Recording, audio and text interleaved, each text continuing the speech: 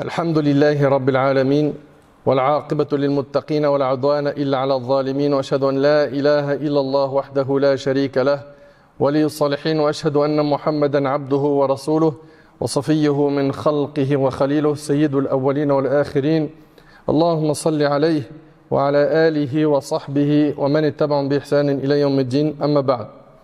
Mes chers frères et sœurs, c'est avec un immense pincement dans le cœur qu'on fait la dernière khutbah pendant ce mois béni. J'implore Allah tabarak wa ta'ala d'agréer nos actions. J'implore Allah tabarak wa ta'ala d'accepter notre jeûne, de nous pardonner nos nombreux manquements, nos négligences. J'implore Allah subhanahu wa ta'ala de nous affranchir du feu de l'enfer pendant ce mois. Mes chers frères, mes chères sœurs, Wallahi, je le dis et je le répète, c'est avec un immense pincement dans le cœur qu'on fait cette khutbah. Subhanallah, hier on était sur le minbar et on était en train de dire Allahumma balighna Ramadan wa wafiqna li qiyamihi wa siyamihi ala al-wajh alladhi yurdik. On disait Ya Allah, fais-nous vivre jusqu'au mois de Ramadan et facilite-nous son jeûne et ses prières nocturnes. Et là, ça y est, il ne reste plus que quelques heures et Ramadan va s'en aller. Il arrivait très rapidement et il repart aussi rapidement qu'il est venu. Et chacun d'entre nous doit méditer sur sa vie également. Sa vie qui défile très rapidement. Tout passe très rapidement. Et un beau jour, on sera devant Allah tabarak wa ta'ala et on sera questionné sur nos actions. Qu'est-ce qu'on va lui dire ce jour-là, le jour de notre rencontre avec Allah? Mes chers frères, mes chères sœurs, le mois de Ramadan, ça y est, il est sur le point de partir. Et Allah tabarak wa ta'ala, il dit يوم تجد كل نفس ما عملت من خير محضرا وما عملت من سوء تود لو أن بينها وبينه أمدا بعيدا ويحذركم الله نفسه والله رؤوف بالعباد. Le jour où chaque âme trouvera devant elle le bien qu'elle aura accompli. Le jour du jugement, chacun d'entre nous verra ce qu'il a accompli comme action. Le jour où chaque âme trouvera devant elle le bien qu'elle aura accompli, de même que le mal qu'elle aura accompli. Elle souhaitera, donc chaque âme, qu'il y ait entre elle et ce mal une longue distance. Allah vous met en garde contre lui-même. Allah est compatissant envers ses serviteurs. Regardez, Allah il nous dit quoi? Allah vous met en garde contre lui-même. Allah est compatissant envers ses serviteurs. Il les menace de son châtiment, puis il leur donne espoir, afin qu'ils ne désespèrent pas, en disant à la fin, Allah est compatissant envers ses serviteurs. Al-Hassan al-Basri, rahimahullah, il a dit, de par sa compassion envers eux, il les a mis en garde contre lui-même. Et puis le jour du jugement, comme cela est relaté dans le hadith d'Abi Dharr qui est rapporté par l'imam Muslim, Allah tabarak wa ta'ala dira ô mes serviteurs, ce sont vos actes dont je tiens compte pour ensuite vous en rétribuer pleinement. Que celui qui aura fait du bien adresse ses louanges à Allah. Celui qui trouvera le jour du jugement du bien dans son registre, dans son livre, qu'il remercie Allah. Que celui qui aura fait du bien adresse ses louanges à Allah, mais que celui qui recueillera autre chose ne s'en prenne qu'à lui-même. Si tu trouves dans ton livre le jour du jugement autre chose que du bien, eh ben ne blâme que ta propre personne. Ça sera à cause de toi. Tu as eu le temps qu'il fallait sur terre pour revenir vers Allah, pour te repentir, pour délaisser le haram. Tu as eu le temps qu'il fallait pour faire des bonnes actions. Mais tu as préféré le chemin de l'égarement. Tu as préféré suivre aveuglement Satan. Tu as préféré suivre les passions illicites. Mes chers frères, mes chères sœurs, si les morts pouvaient s'adresser à nous, pensez-vous qu'ils souhaiteraient revenir sur terre? Pourquoi? Pour passer des bonnes vacances dans un endroit ensoleillé, avec une magnifique plage devant eux. Si les morts pouvaient revenir sur terre, s'ils pouvaient s'adresser à nous, ça serait pour revenir faire des bonnes actions. Leur plus grand souhait serait de revenir sur terre, faire des hasanats. Et malheureusement, le plus grand souhait des gens de la dunya, c'est de courir derrière elle, derrière l'argent. On ne profite pas de notre vie. On ne profite pas de notre vie en se rapprochant d'Allah. Jusqu'au moment où la mort va frapper. Et là, Allah Ta'ala dit Yawma idhi yatadhakkaru al-insan wa anna lahu adh-dhikra. Et qu'on amènera alors la géhenne, l'enfer sera ramené. En ce jour, l'homme se souviendra. C'est là où il va se souvenir de ce qu'il a accompli ici-bas. Mais à quoi lui servira-t-il de souvenir? À quoi ça servira de venir faire un bilan ou faire un point le jour du jugement? C'est fini. Allah Ta'ala dit وَيَوْمَ يَعَضُّ الظَّالِمُ عَلَى يَدَيْهِ يقول يا ليتني اتخذت مع الرسول سبيلا. Le jour où le transgresseur se mordra les deux mains et dira si seulement j'avais suivi le chemin du messager. T'imagines le jour du jugement, il y a des gens, et ce qu'on est en train de dire là, c'est dans le Coran, c'est dans le livre d'Allah, et Allah il ne dit que ce qui est vrai, c'est véridique. Le jour du jugement, il y a des gens, ils vont dire si seulement j'avais suivi le chemin du messager, au lieu de suivre tel star, tel acteur, tel humoriste, tel influenceur qui m'a égaré. Allah Ta'ala il dit قد خسر الذين كذبوا بلقاء الله حتى إذا جاءتهم الساعة بغتة قالوا يا حسرتنا على ما فرطنا فيها وهم يحملون أوزارهم على ظهورهم ألا ساء ما يزرون. Sont perdants ceux qui démentent la rencontre d'Allah et quand soudain l'heure surviendra, ils diront malheur à nous pour avoir négligé de nous y préparer. On s'est préparé pour tout sur terre, pour les vacances, pour faire de l'argent, pour notre mariage, pour un heureux événement. Mais pour la rencontre d'Allah le jour du jugement, ils ne se sont pas préparés. Malheur à nous pour avoir négligé de nous y préparer. Ils porteront alors sur leur dos le fardeau de leur péché. Et quel mauvais fardeau sera le leur. أن تقول نفس يا حسرة على ما فرطت في جنب الله وإن كنت لمن الساخرين. Et avant qu'on ne dise au jour du jugement, malheur à moi pour mes manquements envers Allah, j'étais certes parmi les railleurs. Essaye de réaliser qu'il y en a certains le jour du jugement qui vont dire malheur à moi, il n'a pas assuré sur terre en faisant salat, il n'a pas assuré sur terre en donnant la zakat sur son argent, il n'a pas assuré sur terre en faisant les actes obligatoires, il n'a pas assuré sur terre en optimisant son temps, en cherchant à obtenir la satisfaction d'Allah.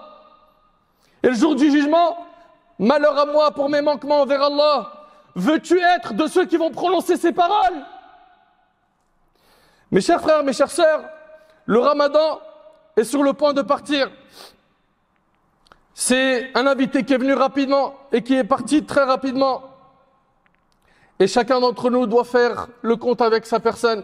Si tu as été de ceux qui, alhamdoulilah, ont fourni des efforts, poursuis, continue. Et rappelle-toi que les actions ne valent que par leur fin, comme a dit le prophète sallallahu alayhi wa sallam. Ne lâche rien, sois constant, endure. C'est difficile, je sais que tu dors pas bien. C'est difficile car on ne dort pas bien. On est fatigué. Certains sont sur les rotules, mais c'est pas grave, tu retrouveras les récompenses le jour du jugement. Et la fatigue s'en ira après Ramadan. L'essentiel, c'est donne-toi à fond. Et ceux parmi nous qui ont été négligents, mes chers frères, mes chères sœurs, il reste encore des heures, elles sont trop précieuses. Ne les perdez pas. Vous étiez peut-être attachés jusqu'à ce jour au péché, c'est maintenant. Repends-toi. Demande à Allah tabaraka wa ta'ala qui te guide. Demande à Allah qui te pardonne. Ne pense pas que tes péchés dépassent la miséricorde d'Allah tabaraka wa ta'ala, qu'ils sont plus grands que la rahma d'Allah azza wa jal. C'est avec un cœur qui saigne qu'on se prépare à quitter cet invité.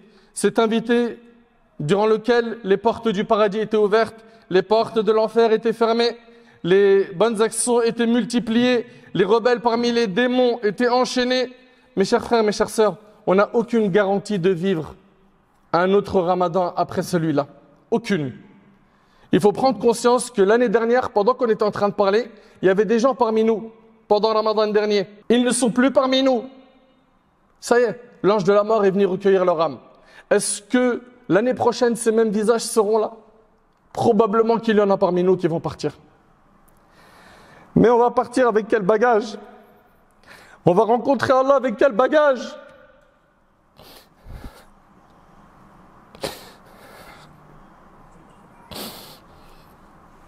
C'est la fin de la compétition.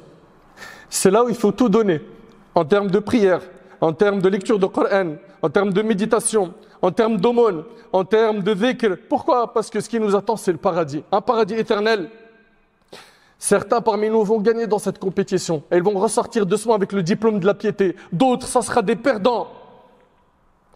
Mes chers frères, mes chères sœurs, pendant les jours qui nous restent, il nous reste encore des nuits impaires dans lesquelles il se peut qu'il y ait la nuit du destin.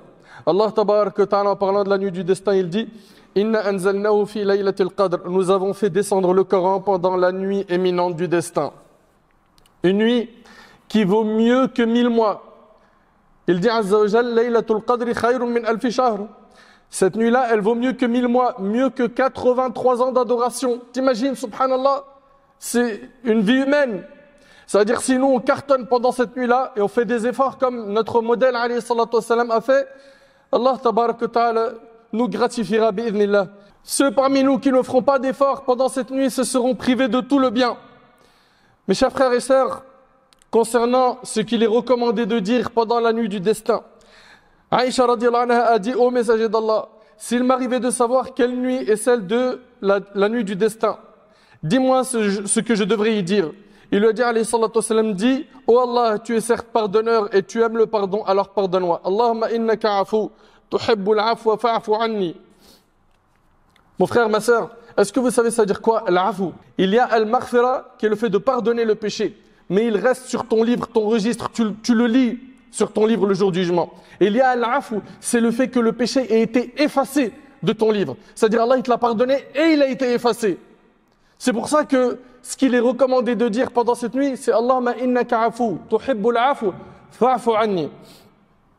Et avec cela, tu vas gagner le fait que tes péchés seront effacés. Tu vas gagner la satisfaction d'Allah tabaraka wa ta'ala et qu'Allah azza wa jal te donnera en termes de subsistance halal ce qui te satisfera sans que tu lui demandes quoi que ce soit. Fallahumma innaka afu, tuhibbul afwa, fa'fu anna. Mes chers frères, mes chères sœurs, on a des soucis. On a des épreuves, on a des baisses de foi, on a des problèmes de santé, on a perdu des êtres chers. À nous de faire dua pour nous et pour ceux qu'on a perdus parmi les membres de notre famille ou parmi les musulmans. Et rappelez-vous qu'Allah tabaraka ta'ala, c'est lui qui dissipe les soucis, c'est lui qui exauce les invocations. Allah ta'ala il dit: Amma yujibul muttarra idha da'ah wa yakshifu as-su' wa yaj'alukum khulafa al-ard a ilahum ma'a Allah qalila ma tadhakkarun. Qui exauce l'affligé, qui l'invoque, dissipe le mal et vous fait succéder sur la terre. Est-il un autre Dieu en dehors d'Allah? Que vous réfléchissez peu. Mes chers frères et sœurs, après Ramadan, il va falloir poursuivre les efforts pour ceux qui en ont fait. Ouf, botou, tenez bon, lâchez rien. C'est pas pendant Ramadan, je mets le paquet et après, je lâche tout. Pourquoi? Celui que tu adores, c'est le Seigneur de tous les mois, pas que celui de Ramadan. Quelle est cette logique? De venir faire des efforts que pendant un mois et après c'est fini, il n'y a plus rien. Donc après Ramadan, il va falloir poursuivre les efforts. Et d'ailleurs, les savants nous disent que parmi les signes qu'Allah a accepté nos bonnes actions, c'est le fait de continuer à faire des bonnes actions après en avoir déjà fait. Le fait de continuer à faire des bonnes actions après en avoir déjà fait, c'est un signe de Qaboul al-Amal, qu'Allah tabaraka wa ta'ala a accepté nos actions. Mes chers frères, mes chères sœurs, il va falloir donc poursuivre les efforts. Et ceux parmi nous qui ont été négligents et insouciants, montez dans le wagon du repentir. Revenez vers Allah subhanahu wa ta'ala. Alhamdulillah, Allah tabarak wa ta'ala est pardonneur et miséricordieux. Et même si tes péchés ont atteint les nuages du ciel, comme c'est rapporté par Tirmidhi selon Anas, et que tu demandes pardon à Allah, Allah il te pardonnera sans se soucier du nombre de tes péchés. L'essentiel c'est que tu reviennes à Allah avec un repentir sincère. Mes chers frères, mes chères sœurs, Wallah, je le dis, je le répète, les heures qui nous restent là, on peut, bi'idhnillah tabaraka wa ta'ala, en sortir avec énormément de bénéfices. Que ce soit des récompenses ou la guidée, des nouvelles résolutions, à nous de profiter un maximum de notre temps. Et pour terminer, nous avons pendant l'Eid une obligation religieuse à respecter qui est le fait de donner zakatul fitr. Son but est de purifier l'âme de ce qui l'aurait souillé pendant le jeûne, tels que bavardage, propos obscènes et les petites fautes. De même, elle procure aux pauvres de quoi manger le jour de l'Eid, afin qu'ils goûtent à la joie comme les riches et qu'ils s'abstiennent de mendier pendant ce jour de fête. Elle est une source de récompense. Par celle-ci, par zakatul fitr, nous remercions Allah des nombreux bienfaits qu'il nous a octroyés. Abdullah ibn Abbas radiyallahu anhuma a dit: le prophète sallallahu alayhi wa sallam a institué cette zakat comme purificatrice du bavardage et des propos indécents et pour donner à manger aux pauvres. Celui qui s'en acquitte avant la prière, elle sera pour lui agréée comme zakatul fitr.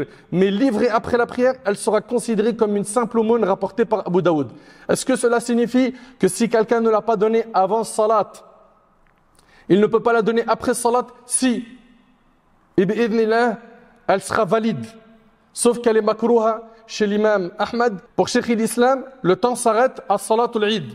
Mais pour la majorité des savants des 4 écoles, elle sera quand même valide. Et il aura à la donner jusqu'au maghrib du jour de l'Eid, s'il ne l'a pas fait avant. Mais bien évidemment, il faudra la donner avant salatul Eid.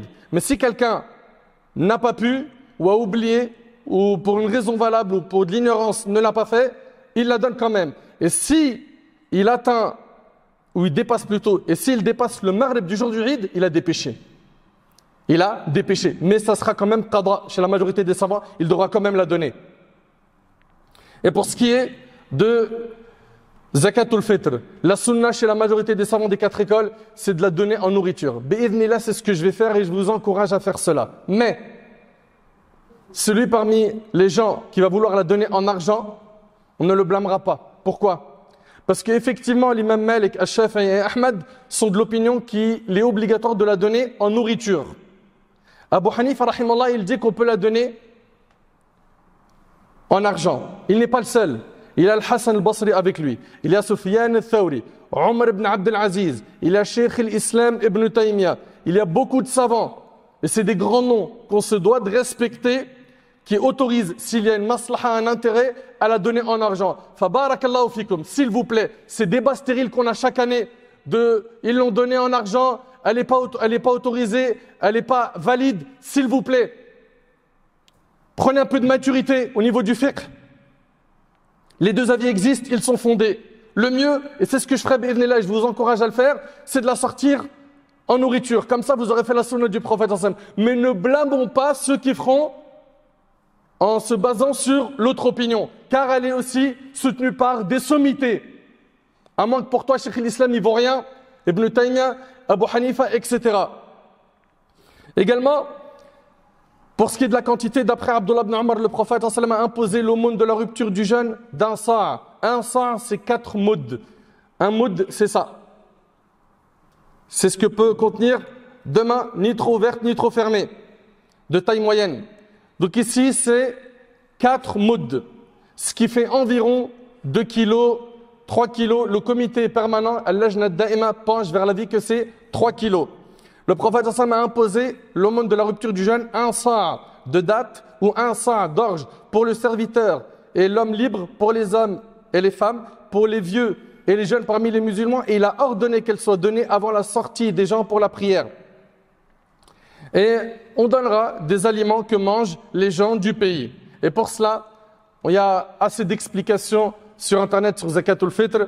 J'ai une intervention à ce sujet bien détaillée. Mes chers frères, mes chères sœurs, parmi les choses qui seront recommandées, c'est de se doucher avant d'aller à la mosquée pour le jour de l'Eid, de se parfumer, de mettre les plus beaux vêtements. Également, le takbir. Le takbir, il sera sunnah pour 3 écoles sur 4 à partir du maghrib, de la veille. D'accord? Jusqu'à Salatul Eid. Et pour ce qui est de l'imam Malik, rahimahullah, le takbir, Allahu Akbar, la ilaha illallah, Allahu Akbar, wa lillahi alhamd, ça c'est une parmi les formules. Ce takbir-là se fera quand il partira de chez lui pour Salatul Eid, et pas à partir de la veille. Ça c'est pour ce qui est de l'imam Malik, rahimahullah. Également, le prophète sallam ne sortait pas le jour du Fitr, Eid al-Fitr, avant d'avoir mangé des dattes. Et c'est rapporté par l'imam al-Bukhari. Mange au moins quelque chose. La sunna, c'est donc de manger quelque chose avant d'aller à la mosquée pour Eid al-Fitr, pour prier la prière de l'Eid. Et pour ce qui est de Eid al-Adha, la sunna, c'est de manger après avoir sacrifié ta bête. Parmi les sunnas qu'il y a également, il y a le fait de marcher dans la mesure du possible pour aller à la mosquée. Marchez dans la mesure du possible. Faites le nécessaire pour ne pas prendre vos voitures, pour ne pas gêner le voisinage et faire parler de nous ce jour-là. Barakallahu fikoum, de respecter le voisinage et la sécurité de la mosquée. Et après Ramadan, le jeûne ne s'arrête pas. Il nous a été recommandé de jeûner les jours de Shawwal, 3 jours par mois, lundi et jeudi. Le prophète sallallahu alayhi wa sallam, dans le hadith d'Abu Ayyub al-Ansari, a dit: celui qui jeûne le Ramadan puis le fait suivre de 6 jours de Shawwal sera comme s'il avait jeûné tout le temps, rapporté par Muslim. Et Abdullah ibn Amr ibn al-As radiyallahu anhu an jami' as-sahaba a dit: le jeûne de 3 jours de chaque mois équivaut à un jeûne perpétuel, et c'est rapporté par Bukhari et Muslim. Mes chers frères, mes chères sœurs, on a dit pas mal de choses. À nous maintenant de nous retrousser nos manches et de faire le nécessaire, car chaque minute compte. Les invocations, les gens pensent qu'elles sont exaucées qu'au moment de la rupture du jeûne. C'est faux. Pendant le moment où tu es en train de jeûner, ton dua il est mustajab également, comme c'est relaté dans la sunna. Donc, fais des du'as dans ta journée, fais des du'as au moment de la rupture. Akthir min al-dhikr, multiplie les formules de rappel. Qira'atul Qur'an, la lecture du Qur'an. An-nawafil, as-salawat, as-sadaqat. J'implore Allah tabarak wa ta'ala d'accepter nos actions. J'implore Allah subhanahu wa ta'ala de nous affranchir du feu de l'enfer. Ya Rab, affranchis-nous du feu de l'enfer. Ya Allah, accepte de nous notre jeûne. Ya Allah, fais de nous des pieux. Guide-nous. Accorde-nous la sincérité.